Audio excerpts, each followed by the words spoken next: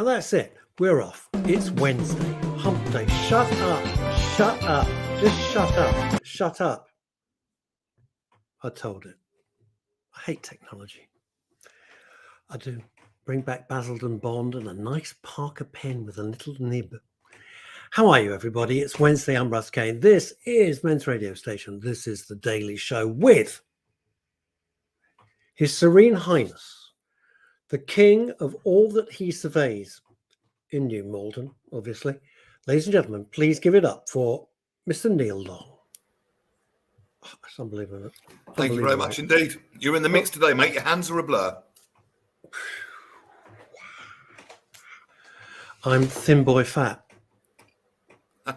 Or whatever it you is. Okay? I don't know. Yeah, I'm all right. I'm okay. As you can observe, I bought a green screen and I was experimenting with it last night. The only problem with the green screen, and it's fantastic because I think this is much better, and I'm on a new computer, on my new MacBook Air. Thank you, family, for my birthday. Beautiful. Picture way better. Hopefully the sound is even better. I can't fold the green screen up. You think I'm joking? I actually can't fold it up. And I was on the phone to Phil Dave. We were WhatsApping till about 11 o'clock last night because it was his suggestion. He's got the same thing. Blow me down. He can't do it either. I mean, he finally did it. So, Ian Foreman, what do we got? Hello, Ian Foreman. Good morning to you. Let's dash across to Houston in Texas, which is twinned with New Malden. Not many people know that. Morning, everyone. Hello. Yeah. And from Houston in Texas, we dash across to New York and Manhattan. New man, good morning. Good morning, Elizabeth. New man. You've got a new man. I'm not following. Okay. No, I think you're the new man. Well, I'm not the new man. I'm the same old git I was yesterday. I've just put a bit more product in my hair. That's all I've done. That's it.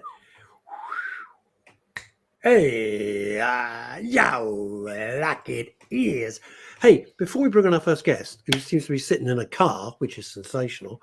I don't know. It's like an episode of Top Gear, for Christ's sake. Are you following the American midterms like I am? Because I'm fanatical about it. Ish a bit. What's your thoughts? I wanted the red wave. I wanted to get these woke idiots out, but I don't know if it's happening. I think it was over. The one I'm really looking at is Arizona with Kerry Lake. I really want her to win. I love the way she is dubbed far right, as though she's a Nazi. If you listen to her, she just talks absolute space. Oh, here we are. Paul Rose says hello, and hello to Paul Rose. Right, Hello, let's go across to Jeremy Clarkson, waiting patiently in his car. Ladies and gentlemen, Freddie OK. Hey, good afternoon. Hello, how are you doing? Good. How are you? I'm very well. Sorry, actually, it's interesting. We are living in strange times, and of course, communicating in all sorts of forms. And in a vehicle is quite reasonable, I think. I'm sort of stuck in a cab driver. If you're a cab driver, it's perfectly okay. Yeah. Well, actually, it's a great place to sort of see outside life, which is still activating in front of me. And beautiful skies. There's a construction site. I've been quite busy in my world of interiors, and so yeah, I had to sort of hop off from a client and get into the vehicle. So this is where I am today. Where are you, Mr. I've seen a client, Freddie Oakey? Where are you? I'm in the sunny hills of Reigate. M25 junction. Don't tell me 11. 8. 8. What the postcode? Whatever it is. I don't win the fondue set, but Neil, you're still up with that beautiful. Yep, summer Reigate set. is 8. I just happen to know that from driving. Right, Freddie, tell us all about yourself, fella. Tell us. We want to know everything. Everything. Oh wow. I've got. I started my business due south 12 years ago, and it used to be an old disused newsagent, and I had been living in Australia, Melbourne, for about 5 years of my life. Came back to the sunny shores of the UK, London. Why? And so why? Well, I was drawn back here. It was like I had some unfinished business, clearly, and I found that this particular in my world of theatre and interiors, it's all about drama.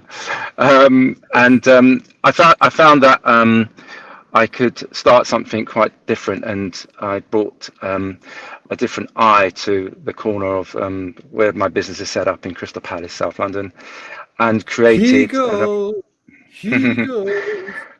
created a really nice emporium of beautiful interior elements, and started the journey. And that's what I've been doing pretty much for nearly 12 years of my interior world, is creating that emporium for the customers that want to find pieces that they want to live with forever. So it's not sort of throwaway. I feel that about Neil, or is it that I just think I've known Neil forever? But I'd like to keep him as well. You'd like me as a collector's piece to keep on your You are a piece, collector's piece. You are priceless. I don't think Freddie, I am priceless, but I don't think Freddie, without a price, in other words, I don't think Freddie would want me in his emporium, to be honest with you. I like the word, Freddie, I love the word emporium. It's not a word you hear very often. It's a great word. Love that. Thank you so much. Yeah, great. No, and serious. Well, it's a great word. And it's it's been known for the eclectic mix of interesting pieces that I've curated, and the space is, I think, quite unique in its offering today. I've created more of a show home, so it's more of a sort of walk-in experiential experience of a kitchen with a living room, dining room, bedroom, wardrobes. It's all kind of designed in a really easy way to read and understand, navigate through the upholstery elements of our textiles offering, including flooring and paint finishes. Now, Freddie, I've got to be honest with you. I've completely lost the plot, because I booked you on the show when the old king was alive. Can't remember how long ago, and I can't remember how I linked this in what passes as my mind with mental health and well-being. I haven't a clue. Well, I absolutely cannot remember. Well, I think it's to do with the fact that the aesthetics of the interiors is important to how you feel at your, whether it's space at home or whether it's space of your work. I think now that the last couple of years, of course, with the pandemic, it allowed us to all stop and reflect, and also live in those spaces that we probably have taken for granted. I think it gave us some of this. Has it always been your thing, creating nice spaces for people to live in? Is it what you were doing in Melbourne previously, or was it something different?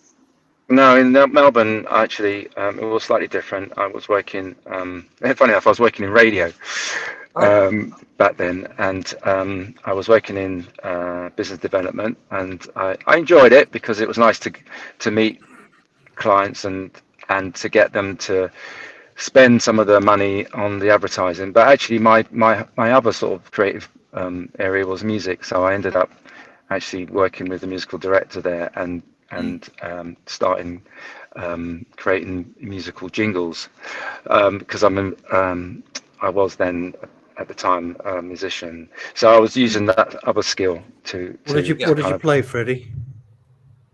Well, I'm initially a guitarist, but actually a songwriter. So I'm good at sort of structuring. So Freddie, what's this? I didn't know you were a musician. What's this? I can't read. I'm sorry, I don't have reading glasses on. Sorry. Something this. It says, if you understand this, we can be friends. It's RLRRRL. Sorry, LRLL. What is it? You're a musician. I'm self-taught.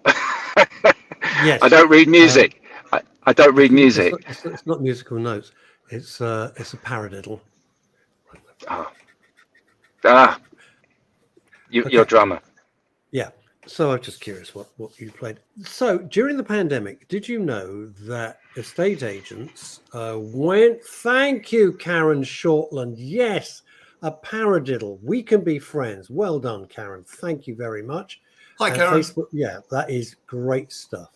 Elizabeth Green is saying, "Is this new stuff you have?" No, it's the same Neil. He's just brushed his hair. Same guy. Same guy. The one we know and love. So, Freddie, did you know that during pandemic, estate agents went through the roof? They were inundated because people realized they couldn't stand the person they were living with. Seriously, And all the research shows that people were running into the stage saying, Jesus Christ, I'm married and living with this idiot. It was fine when I was going to work, and now I'm here 24 hours a day. I realize that he or she is a dick. So they went through the roof. Domestic violence went through the roof. The divorce rate went through the roof. What's that telling you? It's very difficult living together.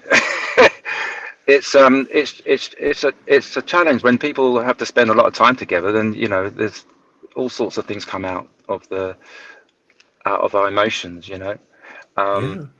And there's a reality check that comes into place, and the home living environment is a very sacred one. But of course, if you're not used to being with each other for so many hours, other than sort of meeting in the morning and at the last thing at night, then Hi, it's darling. like Time for breakfast? So no, I'm afraid not. That's how it works. But people had, I suppose, in a way, forced to be in each other's company, and then they found some hidden truths. Like the old cliches say, you don't know someone until you live with them. Don't ever live with anybody. That's I remember that really. There was, I mean, this is serious what we're talking about, but there was a really funny meme that went around about that time, and it was along the lines of: "Woman discovers that the wonderful, loving husband that she married is actually a middle management tosser." Yeah. Yeah. Well, I mean, and it did bring out some painful truths, and all the domestic violence that took place, and of course there was a lot of because a lot of alcohol was being consumed during that time as well. People There's a fabulous routine by Simon Evans, one of my favorite comedians, and Simon Evans said, you didn't realize how much booze we were consuming during lockdown until lockdown lifted, and you went to a pub and they hand you a measure of scotch and you think, it's not even worth dirtying the glass for that. What the hell is that? Yeah. And that was just like, no, I mean, I'm the same, So I had to get myself a jigger and I measure out the scotch, because otherwise I'd be, completely paralytic. But now talk about furniture, because I think furniture has got. Oh, hang on. Here we go. Tell us what drew you to this. I mean, because you've done lots of diverse things, haven't you? So what drove you to creating these wonderful aesthetic spaces? Helping people to do so. Well, I think it's I don't know. It's kind of one of those things where I did have an interest in it, of course, but it was more sort of self-developing, really. I hadn't done this type of retail before, so I really did literally jump in with my feet first and sort of just started to develop my own sort of understanding of it. And in some ways, I mean, in the early days, I used to get hang on, there's a traffic warden, would you believe? I would believe. Get them Can you believe it? Tell them, get a life. Great joke about traffic wardens. Freddie, now that I've got you, here we go. This is from Ramsey. He says, I read it out because of everybody on Deluxe Radio who can't see us. They can only hear us. Hi, everybody. I just realised that I drive past Freddie's place on Westow Street when I drive into London via Gypsy Hill and Dulwich. You're back again. Is that you? All right. Sorry, I missed you then. What did you say? Just repeat that question. I said that Neil is the most handsome man I've ever met. No, I said I just realised that I drive past Freddie's place on Westow Street when I drive into London via Gypsy Hill and Dulwich. Oh, wow. That's from Ramsey. So is he right, or is he on drugs? What's the deal here? Yeah. Well, that's exactly where I am. He is absolutely spot on. There you go. See, Ramsey, is it any good? Is it any good? I've got a friend that's really into antiques. Shout out to my friend Pete. So if he were to come to your emporium, it would be the kind of thing he would spend all day in, looking around fascinated. I'm just trying to get a mental picture of it. I've got this slightly magical, almost festive kind of vibe about it. I think the offering today, which I've created, is slightly more minimalist, if I be honest about that, because I decided that the way forward for us on the high street was to offer more bigger pieces, as in like the kitchen, So bespoke kitchens, we do wardrobes, beds, dining tables, sofas, mixed in with some beautiful art, sculptures. I'm a big collector of African artifacts, so I've got some of the bronze heads and all these things around me. But the main sort of big offering is now on the online shop, which is do-south.com. So that's where you'll find a whole range of the products. Just very briefly, because time is a marching. Just very briefly, how important is having pieces that you love or that mean something with you, to you rather than just have utilitarian furniture and fittings? Good question. Thank you, Neil. I think if you can combine the two, then you've kind of got a winner, really. Because I think you've got to think about the practicalities. And if you can find the relevance of that with the beautiful thing that you have a connection with, then you've done your eye. You know, you've made something that works for you. So they're both equal, and I think it's about getting that right. See, I've got stuff from my parents, my grandparents. It's completely inappropriate for where I live, but I love it. It looks ridiculous, but it's only me. So I'm not interested in anybody else's opinion about this. Freddie, I look at it and I feel happy. Yeah, Freddie, can we get your website address again? We'll pop it on the screen while you're on. We'll pop it on your website. On what is your website? Yeah, what's the website address again? Disappear? So it's www.do, as in do-south.com. do-south. do-south. Yeah. Do.com. Okay. Do South. Yeah, if you Google Do South, it'll come up anyway. All right. Freddie, I don't want you to get a ticket. So we're going to send our love to you. Thank you for joining us on the Daily Show with me and Neil. Take care. Good luck with all your furniture. And we Thank you so much. And drive safely. Bye. There we go. What is Julie Voice saying in Texas? Bless her. In Houston, I couldn't agree more. What with having the stuff that you like around you. Yeah, I don't give a stuff about utilitarian. I like it. What I do. Right, that's his website. Enough of that plug. We can get rid of that. Thank you very much, whoever it is putting it up.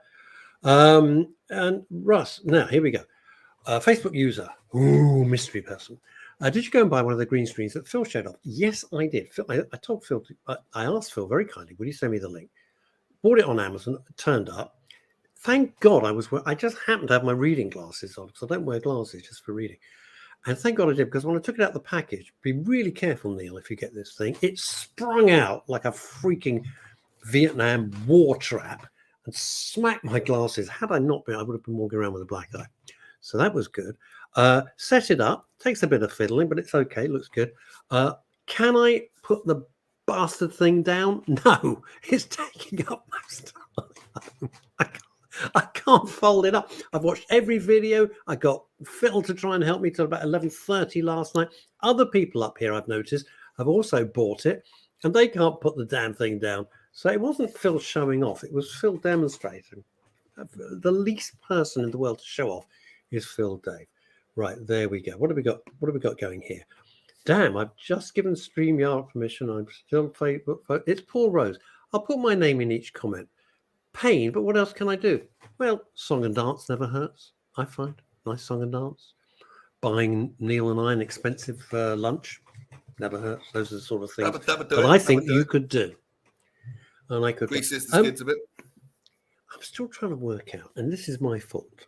When I'm wrong, right? I like the last guy, although it's a bit weird interviewing someone in their car, right? And I was trying to work out the link. And when I booked it, I must have thought there was a link. And all during the interview, I'm thinking, I can't work out what the link is. My mistake. There you go. Nothing I can do about it. Well, it's not a problem, because I think you've raised an interesting point, because our environment really, really does play a part into our well-being. And if it's totally so. But I think really, we're not a commercial radio. Well, a commercial in the sense that we want to reach as many people as possible. But having people come on and just flog their products is not what this is about. It's not what this is about. And unless I can see the correlation between mental health, well-being, and why the guest is there. It's my fault. Sorry, my mistake. Okay. Well, it was a very nice chap. Lovely to talk to him. No, well, he was perfectly. I was really hoping. I am evil. I was really hoping there'd be an altercation with him and the traffic warden, because that would have been great content and fabulous radio. Do you know what the similarity is between a traffic warden and a stork? Go on. They can both stick their bills up their arse. Now, we're talking about anxiety later on the show. We've got a very special guest on the way. Her name is Kate Hudson-Hall. She is. Hang on a minute. Hang on. This is very important. Paul Rose, you can start off. We're not going to McDonald's. I don't eat fast food. No. You had an opportunity to meet me, Neil, and myself. You've blown it, baby. If you'd said Nando's, you'd have been in with a chance. No, you've blown it. Right, talk about your special guest. Come on. Kate Hudson-Hall, she's a friend of mine. We've got a fascinating backstory, so I'll tell it now, actually, before she comes on air. Go ahead. I do, hard as it is to believe, I do work at another radio station as well as this one. And I was on the air one day near to where I live, and a very lovely lady came in the door with her partner. As people do, yeah, all sorts through the doors. This was a particularly lovely one, and we started talking. And it turns out she's setting up her own charity because she realised that the mental health services in the UK were pretty under strain, shall we say, at best. To give an example, if you have an acute mental condition, right, it can be 6 months minimum before you get seen, and that's at the minimum. Just to underline this. Longy, it's really important. It used to be 6 weeks, and we know if you're in crisis, 6 weeks might well be 6,000 years. It's gone from 6 weeks. We're talking about 6 months. Who the hell can hold on? At a minimum, sometimes hold on. Who? Sometimes 18 months, and she didn't think it was good enough. So she set up in her garden shed, in her back garden. She converted it into a therapy room, and I just qualified in NLP, neuro-linguistic programming, at the time. So I went around there with a bunch of other volunteers, and we were doing therapeutic work in the shed. You were doing her gardening? In her garden, in the garden shed, with a therapy bed in there. It was a proper little converted Did it have that strange shed smell? No, it didn't. It smelled like a therapy room, and it was candles and everything. It was lovely. And I was getting some good results with NLP because it's a powerful discipline. And she doesn't do that anymore. But the charity did well. Why doesn't she do it? Pardon? Why doesn't she do it? Because she writes books now and treats people on a one-to-one basis. She's a therapist. She'll tell us when she comes on. And she's written 2 books. The second one launches very, very soon, which we're going to talk about today. Is it called pruning your roses when they're due? I don't know. Not at all. I'm getting the gardening. Pruning, or if you want me to do a really tenuous metaphor, pruning the roses of anxiety, because anxiety is a big thing in our society, right? just a bit. I mean, it is a close cousin of depression, for a start. It's like they're abutted, they're like siblings, aren't they? Really, they are. They're kissing cousins. It's really what frustrates hard. me. Yeah. What frustrates me most about anxiety is when you get in the grip of anxiety or a thought attack, if you like, it closes you down and it closes off your bandwidth. So you can't be open to anything. And I've been through phases like this when I've been in a low place. And literally all you can see is this anxiety right in front of you or this depression right in front of you. And there's a whole world out there with a million things going on, a million amazing things going on, and you literally can't see it. And that's the difficulty. Well, of course you can't, anxiety. Because you're so anxious about what and the item and that anxiety. And you know what? I just want to say this: there's no right or wrong about this. You should never feel, oh, I'm really anxious that, and it could be trivial to everybody else, but it's not trivial to you. And if it's not trivial to you, then it's important. And it may not affect me, Neil, your next door neighbor, but it's affecting you. And that's all that matters. It's valid. It's valid. Exactly. And the best therapists really, they'll have lots of things in their toolbox, but they're basically teachers. They will teach you strategies to manage the anxiety, really to improve your quality of life. Because let's face it, we deserve a good life. We deserve to feel good. And we don't want it held back by anxiety. Another really important thing. It's not guaranteed. Can I just pause there? It's not one of the great myths about the work, and it came out of California, as most crap does, to be honest with you, but apart from orange juice. I don't like orange juice. You have a right. You have a right to be happy. You don't. You don't have a right to be happy. It's up to you up to you to find things in your life that make you happy. You're not born with any rights. That's it. I agree. Okay, let me change the word then. You deserve to be happy, because that's deserve something is very different. Absolutely deserve. But this Okay. self-entitlement. So if we can agree that we deserve to be totally. happy, Totally. and that we are worth it, that we happy. are worth the effort. But you'd be surprised how many people are the number one people please and put other people first when they should be filling themselves up and overflowing and giving from. And it's not. Neil has made some wonderful. He's made like hundreds of great points, but one of the things he's said, and forgive me if I'm quoting you or slightly wrong, but you've said it's not selfish to put yourself first. You're not being selfish. You're looking after yourself so you can look after. Yep. Self-love is the panacea for anything. Hear about your love life, but what I'm saying is, it's the oxygen mask on the aeroplane. What do they say? Put your mask on first, like Bane from Batman. There, hello, Batman. And then you can look after the children and everybody else who need looking at. And it's a balance. I mean, life isn't about. It's not about, from my own personal experience, it's not about me all the time. But there is a segment of life that is me, because that's me, for me, to me. And if I'm not full up, I haven't really got much to offer anybody else. No, you're not. You're kind of wandering around as an empty vessel, and you're witnessing life. You really can't do it. Living. You're not living. The other big thing that human beings seem to suffer with, and this has come down the centuries, and I think we can thank religion a lot for this, in my humble opinion. But so many people feel unworthy. Oh, completely.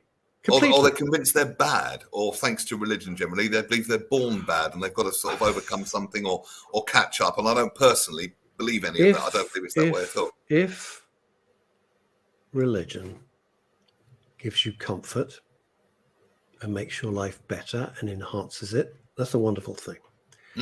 If you live your life because you think you're going to burn in the eternal flames of hell, or you believe you're completely unworthy because you were born that way. It's a similar thing.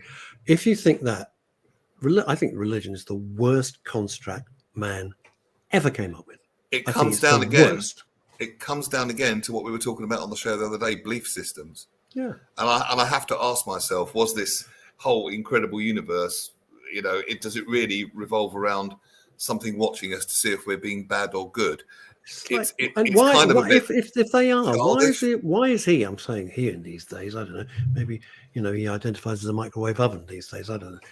But why is he always so pissed off? He's always angry. He's always furious. You're always going to get punished. What's that about? Screw that. But people walk around. With that. We've worked for a boss like that. We don't want that. I know. Shit. We don't want that crap. And I know exactly which boss you're talking about. And are we saying that's what God's like? God, I hope not. Well, this is the thing. You better do this because otherwise you're going to get this and you're going to die. And sod off. No, I'm not. I'm not. Yeah. My dad was the least religious person in the world, and he didn't believe in any of it. But what he did say was, Russell, he said, just be a good person. And that's the essence of it. There's no more complex. Just be a decent person. And this is what people need to realise. That's it. But you're right. And what people also need to realise is that they are enough. I am enough. You're enough. I am enough. I'm enough as I am. I'll become more by all means, always more. So if you realise you're enough, if you realise that you deserve happiness and for well-being, and you realise you're worthy of it, that's a very, very, very good start. This is a very good preamble for bringing Kate on, which this we were message coming up. This is coming up from my espresso bar. I should imagine they're watching it on the espresso bar. It says, I know you're not the biggest fan of Stephen Fry, but his interview of his saying this stuff is well known. Now, Stephen Fry, I think, is a genius. He drives me up the pole sometimes. Oh, I love him. No, I do. He's flounced off Twitter. Well, cheerio. If you don't want to be on Twitter, Stephen, fine. My life will still continue. The world will still keep revolving. You don't like Elon Musk, it's your problem. It's not mine. I don't care. But he did a fantastic interview, which I adored, and I agreed with every word, Facebook user, with Gay Byrne, who is now passed. It was a brilliant Irish talk show host.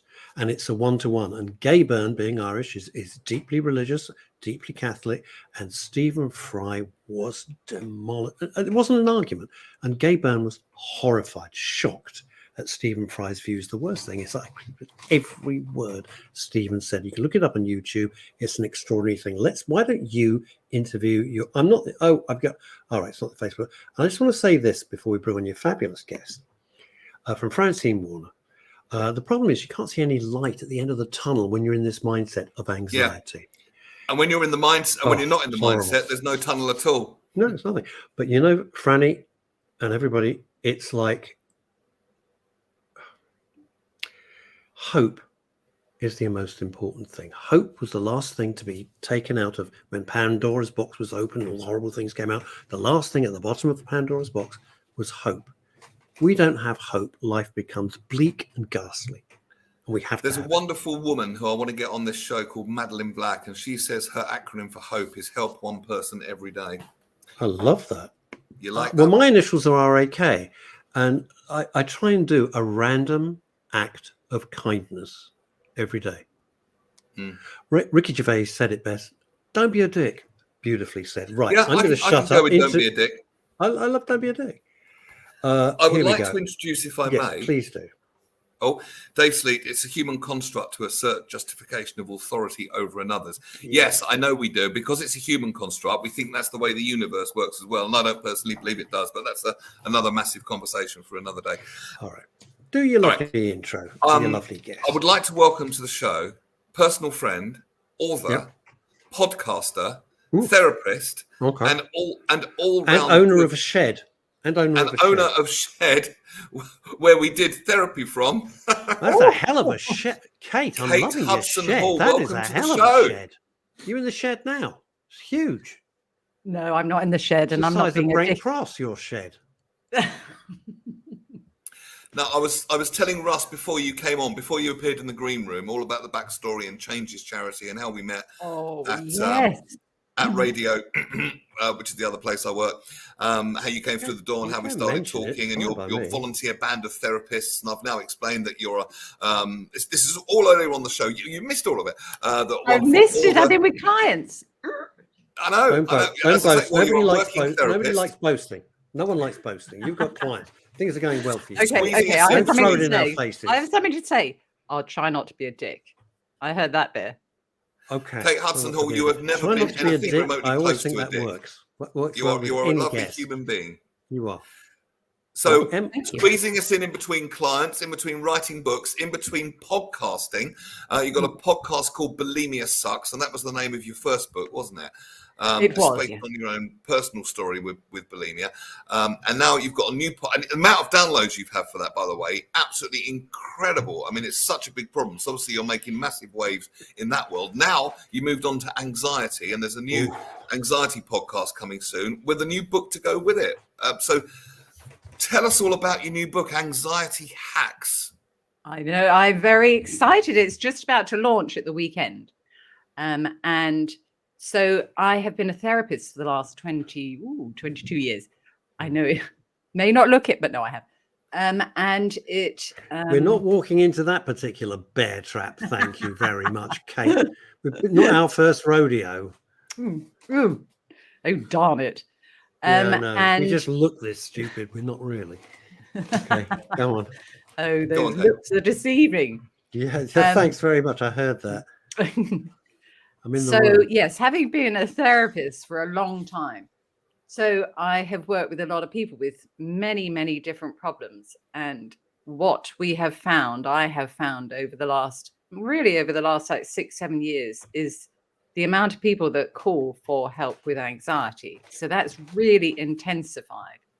And so that is one of the reasons why I set up the podcast and I've written the book, because, you can only work with so many clients, and I wanted to get it out there further. And so hence... Is this since the pandemic anxiety has rocketed, or was it... No, it was really even before. It was before that, and now it's got even worse since the pandemic. But it's just like that most people, nearly everyone I talk to has anxiety of some level. Why are we such an anxious bunch, us human beings? Well, I think a lot of it has increased because of the pandemic, and because of the stress that we put ourselves under, because that's what causes the anxiety. It's the amount of stress that we put on ourselves, and with all the social media and the whole thing. Can I ask you this? Because you're clearly an expert, but it's something that bugs me a lot. I think when I first heard about, let's put it under the umbrella of Project Fear, this endless doom mongering, this endless everything's terrible, we're all going to die tomorrow, we're not going to have any food, we're all going to be riding a horse and cart if we're lucky, there's no heating, all this crap, right? Unless you live on the 75th floor, you're going to drown. All of this endless drip feeding does not help at all. And I think a lot of the media, great swathes of it, their mission is to make us anxious. Because this is just my theory. Because if we're anxious, we're nervous. And if we're nervous, we're malleable. And if we're malleable, we can be controlled much or easier. Angry, anxious or angry. Yeah, I mean, they want to make us do that all the time. You think about it, with modern day TV, right in our front room, in let's say in our lounge, which is meant to be a place of relaxation and comfort, we've got a big screen there where they've sought out the worst news stories of the day, put them on there in big bright colours to get to dramatic music, and under that there's something scrolling on the bottom with even more bad news, and that constantly going in our minds all the time cannot be bad. What do you think, Kate? Can it be good? Sorry, can it be good? What do you think, Kate? Yeah, no, absolutely. Having to have been through what we have been this last few years, and then we're just constantly bombarded, like you say, with all of this negativity. It's all going to intensify our stress levels and our anxiety. And then plus we've got Christmas on top of, on top of all of this, and, the cost of living and trying to find the money for that as well. It's just horrific for men and women. When did Christmas? I've got to ask you this, because now we're going to be bombarded with Christmas ads for every piece of crap that you don't need to buy anyway. Auntie Doreen, who you haven't seen in 75 years, has got to come down from the north of England and gives a shit. I mean, all of this nonsense. So I ignore it all. Let's have a nice time. When did Christmas go from just being a nice family get together to this horrible anxiety-ridden period of the year? I think can I have a guess here? I think it was about the time of Edward Bernays. Bernays, I think. And his sauce?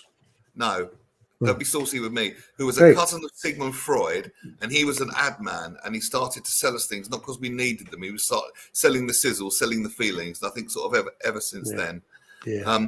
But I really want to hear all about your new book, because I know you're qualified in NLP, very qualified in neurolinguistic programming, as well as many others. In fact, tell us your CV. What you qualified in? Because you've got loads of letters, haven't you?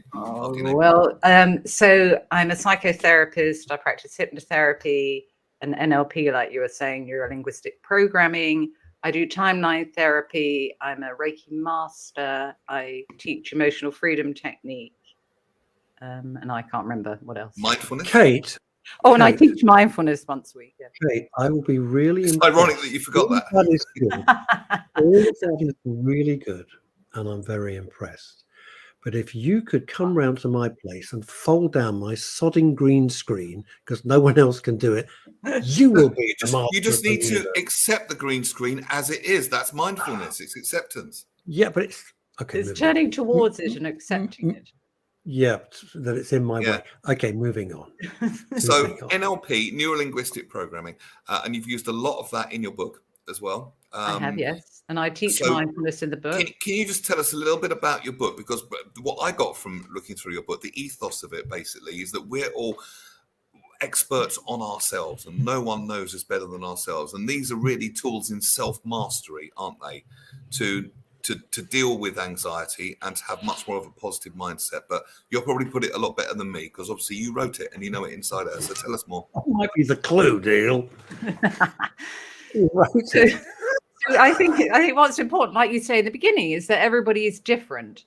So that is why there is a lot of different not a lot, but there's quite a few different techniques in the book. So it's finding that right techniques that work for you. There's lots of different tools in the book and different ways that can help you to begin to, first of all, be aware of your anxiety and those triggers and those patterns, and then start to have the tools to be able to calm yourself. And within the book, I've created a companion course with that you get for free and you can download. And in that, there's a number of different videos of me showing you how to do the technique, because obviously people are very visual, and lots of other extra bonus tips and downloadable tables and things like that in the book. So there is a lot of NLP techniques I teach. I show you how to practice mindfulness, because let's be honest, everybody should be practicing mindfulness each day, because it's like pressing the pause button of your busy mind and be able to give yourself a break from all of that chitter chatter that we're, you know, that drive our anxious behaviors. Because if we can step back and see that it is just chitter chatter, and essentially that I have this mind, but it's not me. I think that's what the mindfulness people say, isn't it? I have a mind, I have a body, but I'm not my body, I'm not my mind, I'm more than that. And I think mindfulness is more about being the observer. Don't understand anything. Neil, you lost me there, you fella. can see it more at a distance. You completely lost me. Neil, you've completely lost me. Do you remember that NLP technique where I told you to get something about the thumb and the little voice and the whole thing? Yeah, sure. Right, okay. So you're seeing it at a distance. So just apply that on a bigger. So you're seeing the problem at a distance and small on the end of your thumb, rather than being absorbed in it. Think of mindfulness in the same way, where you step back and see the problem from a much greater distance. The problem in this case being a chattering mind, and just observe it, let it do what it wants to do, and it's really not that much to do with you, kind of. Yeah, so it's like that. It's like bringing yourself back to the present moment, kindly, non-judgmentally. But it's all about, because we're hardly ever in the present moment, and they've done so much research that shows by being in the present moment is hugely beneficial, and massive changes in the brain if you practice mindfulness. And they've done so much research on it. And the amygdala, which is the part of the brain that controls your anxious state, that part of the brain actually physically changes. And when you practice mindfulness, so obviously you're less anxious, but it's all about learning. And the happiness circuits in the brain light up more after 8 weeks of simple practice, don't they? And this has all been proven by Oxford University and other studies, isn't it? Yeah. But it's all about it's interesting you say this, attention. Kate. It's very interesting you say this. When I was at my worst many years ago, I went through this, and it went through it for ages. Wherever I was, I wanted to be somewhere else. As soon as I got there, I needed to be somewhere else. And when I got to that other place, I needed to be somewhere else. I was never there. Like that. I was never there. If I was in a meeting, I was thinking about the next thing. I was having lunch with somebody, I was thinking about the next one. I was never actually where I was physically. Does that make any sense? It makes total sense to me. I felt totally driven to be at the next place. But as soon as I got there, I didn't actually stay there. I was only thinking about the next one. Yeah, and it was exhausting and horrible, absolutely horrible. It's a horrible feeling. Got rid of it.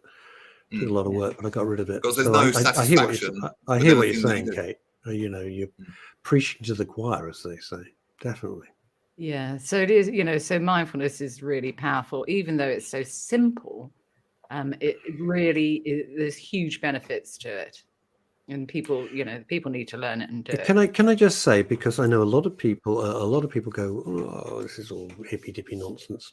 I thought that, and then 30 years ago, learnt transcendental meditation, and before you think it's all Indian saffron and robes and sandals, it's not.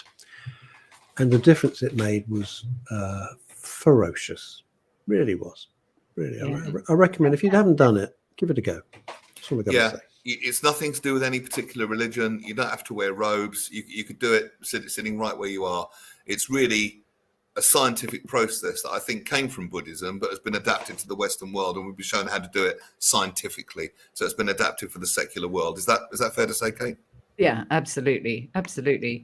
And it's all about learning to, train yourself to spend more time in the present moment. So not in the past or not in the future, and being kind to yourself and not giving yourself a hard time that your mind does keep racing off, because it will do, because that's how it naturally works. But because we have and be more in a state of being rather than doing. We're human beings, aren't we?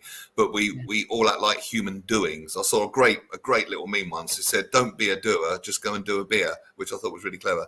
But, yeah. But if you think we have 60,000 different thoughts that run through our mind approximately each day, which is madness.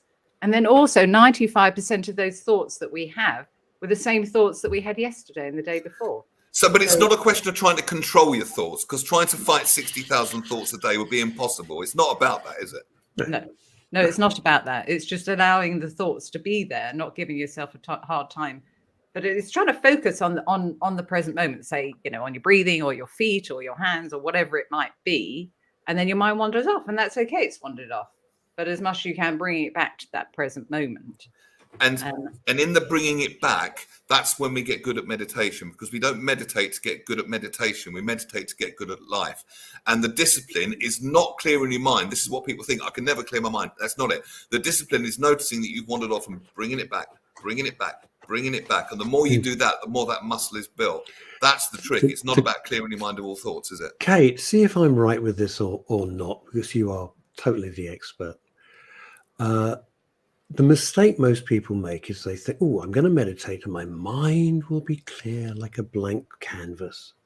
It won't. And that's not the deal. And you will never achieve that unless you have 17 single malts and you're unconscious. It won't happen. It's about the control internally. It's completely, you're aiming for the wrong thing. It's so key. Forgive me for stating, as Basil Fawlty would say, the bleeding obvious. But it is about, it's when you start off going down and you're aiming for completely the wrong target, because that's impossible.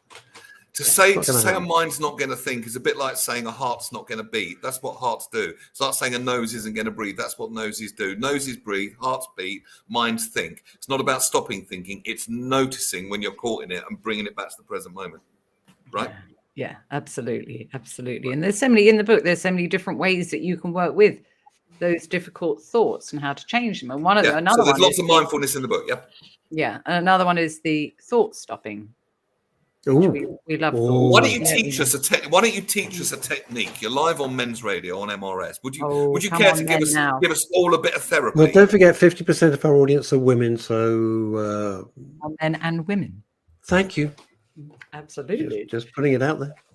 Right, come on, everybody. Okay, so there is a technique which is very simple and it's very easy to use. But the more that you use it, the more that you can begin to calm yourself. And this is called thought stopping. And thought stopping is such a simple technique, but it's first of all, it's being aware of those difficult thoughts that you have.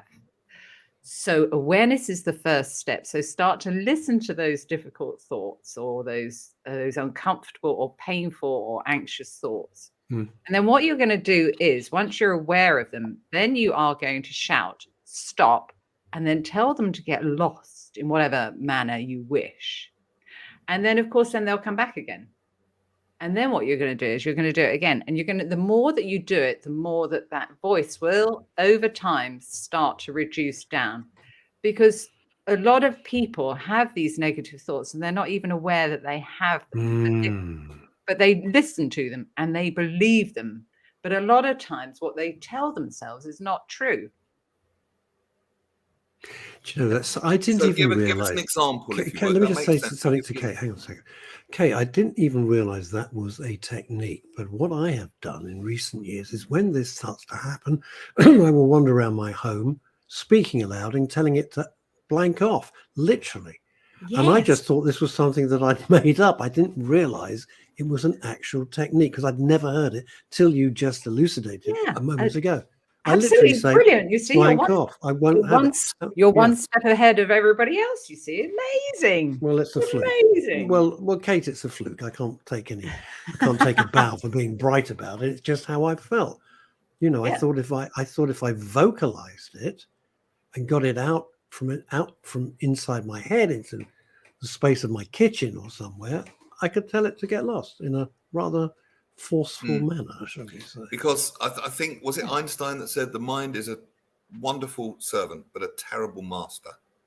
And I have a kind of love-hate relationship with my mind because it can be brilliant and come up with brilliant ideas, and then sometimes it does exactly what I don't want it to do. Then I have to use one of these or many techniques. Can we have another technique without giving away the fun? That was blooming marvelous, Kate. I love that. It's simple and it's going to be effective. I love it. Yes. Yeah, I did a podcast. I will say all the stuff in the book is simple and doable. You write, I have to say, Kate, just spare your blushes, but you write in such a way, it's not complex, it's not jargon, you write in a very easy to read, relatable way, and it's a wonderful gift that you have. Can we have another technique though? Can we have one more? So let's see. I did a podcast the other day, and it was with a psychotherapist, and she was very highly qualified in the States. She has a massive, great big psychotherapy company, and she was talking about. I was interviewing her for the Anxiety Hacks and podcast, and she was talking about the thought stopping, and there's lots of different ways to do it. And she also adds on the end is doing a breathing technique, maybe taking 1 or 3 nice deep breaths. And that, even though people know that has anxiety, they know, oh, yes, well, I must take, some 1 or some nice deep breaths to be able to calm myself. It's really important that you make sure that you breathe in the right way. Ooh. Go on. Because a lot of people don't do that and they don't realize. But let me explain why. So when you breathe in, you breathe in for the count of 4. Now, the reason for doing this, and you breathe out for the count of 8, and the reason for doing this is because of your nervous system. So we have this nervous system that runs throughout the body. And when you breathe in, you access the anxious, tense state, that sympathetic nervous system part of you, that anxious part of you. So that's why you only breathe in for 4, and then you hold it for 8 or as long as you can. And then when you breathe out for 8 because you access that calm, normal, relaxed state, that parasympathetic nervous system state. So that's why it's really important. So breathing in for 4 and then holding it for 8 and then breathing out for 8. And when Let's all do it. You know what? Everybody's watching around the world, people in New York, people in Texas, people in New York State, everywhere, right? Hey. France, Germany. Let's all do it. Shall we do a 2-minute mindfulness meditation? No, because that's terrible radio. But let's do the breathing thing. It's the same thing. No, it's not. We're going to do a breathing thing. I'm insisting. Right. Kate, you are the boss. Tell us what to do. Give us a countdown. Right. So everybody, what I want you to do is sit upright in the chair. And then I want you to breathe in for 4, but you're going to breathe in for the count of 4, but breathe all the way down to the base of your stomach. Okay. So you're going to breathe in for 4. Through our noses? Through our nose or mouth? Through your nose, and then breathing out through your mouth. Okay. And then holding it for 8. And then when you breathe out for 8, breathe out through your mouth as if you're blowing out a candle. But make sure you breathe out all the air out right to the bottom of your stomach. Okay, right. Ready. Everybody, breathe in now.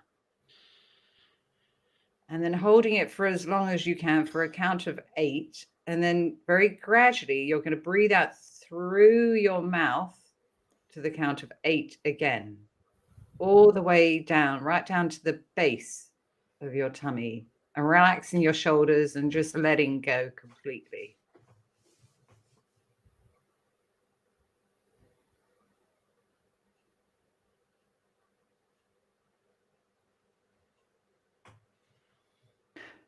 Do we do it again, or is that just the one time? How many times? Well, we're just doing it once. Okay. We're cured. Boom. Do it once, or you could make a pattern of doing it 3 times just to really get yourself into that calm, positive state. It's really good, Kate. It does, but you've got to know how to do it properly, because it's so simple, but you've got to make sure that you do it properly. So in for 4, holding it for 8. So in for 4 through your mouth, holding it for 4, holding it for 8, and then out through your mouth, but breathing all the way out. Right, come on, let's do it one more time. Okay. Come on up. Right, ready? Okay, right. After 3, right. 1, 2, 3. In through your nose, the count of 4, and then holding it for the count of 8. And then you're breathing out now through your mouth as if blowing out candles for the count of 8 again. And then focusing, making sure you're breathing all of that air out right down into the base of your tummy. That's it. And I think I'm going to have to go now. I'm going to have to run. Will you come back and see us again? Could you stand? We'll come back. I've got a client now. So go. Very quickly, where can we find you? Where can we find you online? Oh, if you go, the books are live on Amazon this weekend. If you just put Anxiety Hacks, you'll be able to find it. My website is katehudson-hall.com. That's what I've got. Bye-bye. Thank you so much. Thank you. Bye-bye. Very busy woman. Very She's a busy busy woman. I liked her. She was great. Is she your pal? Yeah. She's great. I like her a lot. Anxiety Hacks is the book. You know, the thing is, what I've always wanted to do with these shows, right, is apart from have a good time and communicate and make people feel part of a family all over the world. And like they're human. What? And like they're human, that it's okay to be human. Yeah, but also is you got the chaff and the wheat. There's a lot of snake oil salesmen out there. I'm the first to admit it. There's a lot of people who write any old bullshit because I get sent them, and they've gone to Wikipedia, they've cut and pasted. Oh, here's a book. No, it's crap. There's not one fresh idea in it. Most of it won't work, and it's nonsense. To find simple techniques, that you don't need a whole load of equipment and you don't need a Peloton bike. I'm not knocking it. If you want it, please get it. But simple techniques to make your life even a little bit better. That's what it's about. It's kind of how I feel my mission is. It's a real passion for me because I think life as we get older, and I'm very aware of our demographic, and good for us. Why not? We've been kicked to the curb by the media. So I think we need a place where we can feel happy, where we can feel comfortable, where we can feel, most important, welcome. That's all I wanted to create, somewhere where you're made to feel welcome. So if we can get these simple little hacks, and Neil is the freaking master at wheedling out these people. I've never heard of him, finding these people, and I have plenty. And it's really, really good. And it's not one size fits all. If it doesn't work for you, if you're sitting there and doing the breathing and thinking, this is utter nonsense, fair enough, it's not right or wrong. But if it works for you, what a joy. You can check out Kate Hudson Hall. It's still on the screen for you. All the I'll leave it up there. KateHudson-Hall.com. She has a podcast on all main platforms called Bulimia Sucks, which has had loads of downloads. So if you know someone with an eating disorder, it's very worth listening to. Bulimia Sucks. Kate has a very wry sense of humour. She's absolutely fantastic the way she writes. Yeah, Bulimia Sucks. Bulimia Sucks. Bulimia Sucks. And the new podcast is going to be called Anxiety Hacks, and that's coming very, very soon. It's going to be on I'm trying so hard not to do a gag. All the major platforms. I did the jingles for a podcast, and one of them said, "Suck this, bulimia." So if that's what you're thinking of, go ahead. Well, I just wonder if bulimia's on Pornhub. I just don't know who she is, to be perfectly honest with you. It's just not the best title. One very quick thing I'll say about her bulimia podcast is she interviews people that are in recovery as well, because it's a process. And there's a lovely section called Setbacks and Successes. So you don't have to be perfect. It's about progress, not perfection. Don't you think, Neil, so much of what you and I talk about Monday and Wednesday, and Phil and I on Friday, but so much of it boils down to stop beating yourself up. Just stop it. How many people do you meet and I go, what do you care? What stop it. Just stop now. You're a lovely person. You're a decent human being. You're worthy. Stop being so hard on yourself. Yeah. And it's really all of these techniques and every sort of guest that you bring in, a lot of our conversations, it feels that is the underpinning thing. Be a little kinder to yourself. Doesn't mean be a selfish dick. If we all doesn't mean be operate a on the narcissist. premise that we deserve well-being and we're worthy of it. Yeah, we are. Regardless of what beliefs or belief systems or BS we've been told in the past. If we are and then start thinking and acting that way, life would be an awful lot easier for us. And it'd be a lot easier to be around as well. And a lot more mentally healthy, which is what this is all about. And a lesson I'm learning even now, we are capable of change. Yes. We are capable. We always think, it's too late. And they say, you can't teach an old dog new tricks, and they get much older than me, right? No. But you can. It is scientifically, conclusively, 100%, no question about it, proved that we can change. Have I got time quickly to tell you about the neuroplasticity? Yeah, go ahead. You got a minute.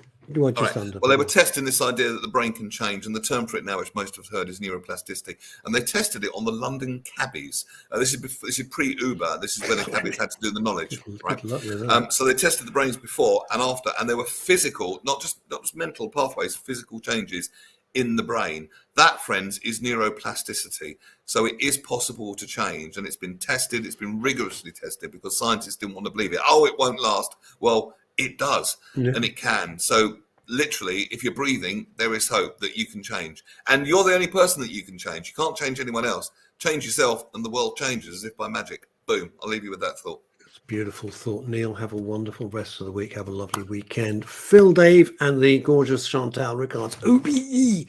And thank you to my producer, Mr. E, who I told to shush because he was heckling me. I don't know what he was doing. I think he was like Fat Boy Slim, and I thought he was going to be doing that. No, he was having a play in your back By end. the way, he needs to take this little picture down because I don't know how the hell to do it. Right.